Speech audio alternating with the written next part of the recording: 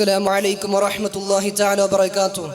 بسم الله والحمد لله والصلاة والسلام على أشرف رسول الله وعلى آله وصحبه الفائزين برضا الله أما بعد.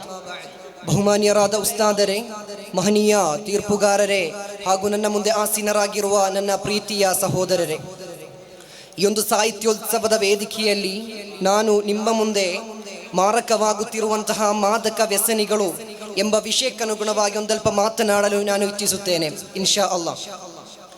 ಇತ್ತೀಚಿನ ದಿನಗಳಲ್ಲಿ ಯುವಕರು ಮಾದಕ ವ್ಯಸನಿಗಳ ದಾಸರಾಗುತ್ತಿದ್ದಾರೆ. ಇದು ಕೇವಲ ವೈಯಕ್ತಿಕವಾದ ಸಮಸ್ಯೆ ಮಾತ್ರವಲ್ಲ, ಬದಲಾಗಿ ಆತನ ಸಮಾಜವನ್ನು, ಆತನ ಕುಟುಂಬವನ್ನು, ಆತನ ರಾಷ್ಟ್ರವನ್ನು ಹಾಳು ಮಾಡುವಂತಹ ಭೀಕರವಾದ ಅಪಘಾತವಾಗಿದೆ ಮಾದಕ ವ್ಯಸನಿಗಳ ಸೇವನೆ ಎಂಬುದು. 2024ರಲ್ಲಿ ವಿಶ್ವ ಆರೋಗ್ಯ ಸಂಸ್ಥೆಯ ವರದಿಯ ಪ್ರಕಾರ ಒಂದು ವರ್ಷದಲ್ಲಿ ಸುಮಾರು 2.6 ಲಕ್ಷದಷ್ಟು ಜನರು ಬರೀ ಮದ್ಯ ಸೇವನೆಯಿಂದ ಹಾಗೂ ಸುಮಾರು 6 ಲಕ್ಷದಷ್ಟು ಜನರು ಮಾದಕ ವ್ಯಸನಿಗಳ ಸೇವನೆಯಿಂದ ಬಲಿಯಾಗುತ್ತಿದ್ದಾರೆ ಎಂಬಂತಹ ನಮ್ಮನ್ನು ನಿಬ್ಬೆರಗಾಗಿಸುವಂತಹ ವರದಿ. ಇಂದು ಮಾದಕ ವ್ಯಸನಿಗಳು ಸಮಾಜದಲ್ಲಿ ಕೊಡಲಿಯಂತೆ ಕೆಲಸ ಮಾಡಿ ಒಬ್ಬ ಯುವಕನ ಆತನ ಜೀವನವನ್ನು ಕೊಲ್ಲುತ್ತಿದೆ ಎಂಬುದರಲ್ಲಿ ಯಾವುದೇ ರೀತಿಯ ಸಂಶಯವಿಲ್ಲ.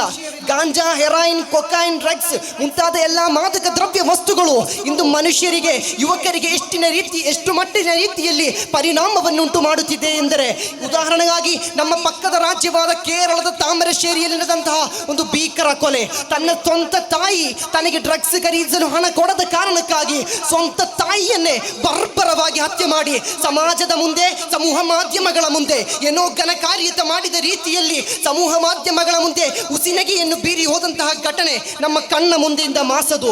ಅದೇ ರೀತಿ ಕ್ಷುಲಕ ಕಾರಣಗಳಿಗಾಗಿ ತಮ್ಮ ಕುಟುಂಬವನ್ನು ಬರ್ಬರವಾಗಿ ಹತ್ಯೆ ಮಾಡಿದಂತಹ ಘಟನೆ ಅದು ನಡೆದುದು ನಮ್ಮ ದೇಶದಲ್ಲಾಗಿದೆ. ಇಂದು ಸ್ವಂತ ತಾಯಿಯನ್ನು ತಾಯಿಯನ್ನಾಗಿ ಕಾಣದೆ, ಸಹೋದರಿಯನ್ನು ಸಹೋದರಿಯನ್ನಾಗಿ ಕಾಣದೆ, ಮಗಳನ್ನು ಮಗಳನ್ನಾಗಿ ಕಾಣದೆ ಅವರನ್ನು ವ್ಯಭಿಚರಿಸಿ ಹತ್ಯೆ ಮಾಡುವಂತಹ ಪ್ರಸಂಗಗಳು ಇಂದು ವಾರ್ತಾ ಮಾಧ್ಯಮಗಳಲ್ಲಿ, ಸಮೂಹ ಮಾಧ್ಯಮಗಳಲ್ಲಿ ದಿನೇ ದಿನೇ ನಾವು ಕೇಳುತ್ತಿದ್ದೇವೆ. ಇಂದು ಮಾದಕ ವ್ಯಸನಿಗಳು ಎಷ್ಟರ ಮಟ್ಟಿಗೆ ಭೀಕರತೆಯನ್ನು ಸೃಷ್ಟಿಸಿದೆ ಎಂದರೆ, ಬರೀ 2024ರಲ್ಲಿ ಮಾತ್ರ ಬ್ರಿಟಿಷ್ ಕೊಲಂಬಿಯಾದಲ್ಲಿ ಸುಮಾರು 2000ಕ್ಕೂ ಹೆಚ್ಚಿನ ಯುವಕರು ಡ್ರಗ್ಸ್ ಓವರ್ ಡೋಸ್ನಿಂದ ಸಾವನ್ನಪ್ಪಿದಂತಹ ಘಟನೆ.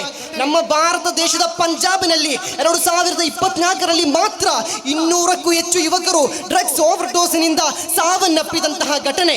ಇದೆಲ್ಲವೂ ನಡೆಯುವಾಗ ಕುರ್ಆನ್ ಹೇಳುತ್ತದೆ, ಅಲ್ಲಾಹ್ ಸುಬ್ಹಾನಹು ವ ತಆಲಾ ನಮ್ಮ ಶರೀರ ಮತ್ತು ನಮ್ಮ ಆತ್ಮವಿಶ್ವಾಸವು ಅದು ಅಲ್ಲಾಹನು ನೀಡಿದಂತಹ ಅಮಾನತಾಗಿದೆ, ಅದನ್ನು ನಾಶ ಮಾಡುವಂತಹ ಹಕ್ಕು ಯಾರಿಗೂ ಇಲ್ಲ ಎಂದು ಅಲ್ಲಾಹನು ಹೇಳುವಾಗ, ಸೂರತುಲ್ ಬಕ್ರಾದಲ್ಲಿ ಅಲ್ಲಾಹ್ ಹೇಳುತ್ತಾನೆ, ತಾವು ತಮ್ಮ ಸ್ವಂತ ಶರೀರವನ್ನು ನಾಶ ಮಾಡದಿರಿ, ಪೈಶಾಚಿಕ ಕೃತ್ಯಗಳಾದ ಮದ್ಯಪಾನವಿರಬಹುದು, ಜೂಜಾಟ ಇರಬಹುದು, ಮುಂತಾದ ಪೈಶಾಚಿಕ ಕೃತ್ಯಗಳಿಂದ ನೀವು ದೂರವಿರಿರಿ ಎಂದು ಅಲ್ಲಿ ಕುರ್ಆನ್ ನಮಗೆ ಎಚ್ಚರಿಕೆಯನ್ನು ನೀಡುವಾಗ, ಈ ಒಂದು ಸಂದರ್ಭದಲ್ಲಾಗಿದೆ, ಈ ಒಂದು ಮಾದಕ ವ್ಯಸನಿಗಳು ಅಧಿಕವಾಗುತ್ತಿರುವಂತಹ ಈ ಒಂದು ಕಾಲಘಟ್ಟದಲ್ಲಾಗಿದೆ SSFನ ಪ್ರಾಮುಖ್ಯತೆ, SSFನ ಮಹತ್ವ ನಮಗೆ ಸಮೂಹಗಳಿಗೆ ತಿಳಿಸಬೇಕಾದದ್ದು.